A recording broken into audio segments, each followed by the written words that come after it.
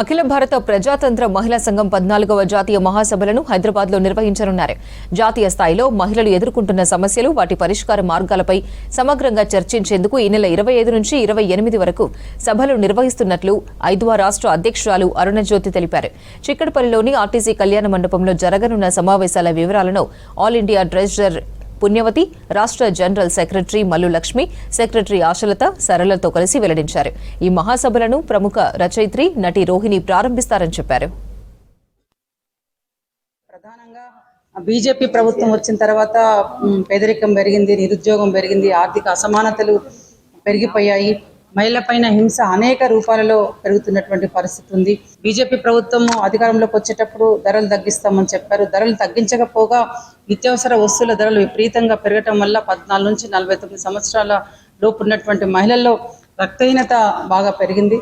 దాంతోపాటు గర్భిణీ స్త్రీలు డెలివరీ అయిన తర్వాత కూడా పుట్టినటువంటి పిల్లలు కూడా ఎత్తుకు తగ్గ బరువు లేరు, బరువు తగ్గ ఎత్తు లేనటువంటి పరిస్థితి ఉంది.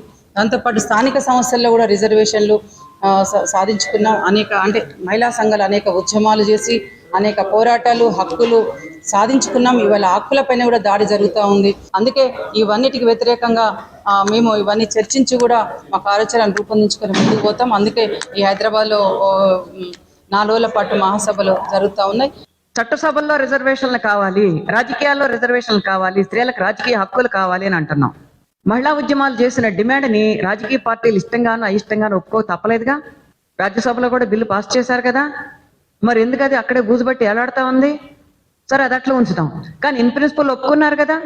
అంటే రాజకీయాల్లో కూడా స్త్రీలు కావాలి అనేది ఒప్పుకున్నారు కదా. పత్రికలు రాస్తున్నాయి కదా, స్త్రీలకు రాజకీయాలు కావాలి, రాజకీయ హక్కులు కావాలి అన్న దాంట్లో ఎక్కడ కూడా డౌట్ లేదు.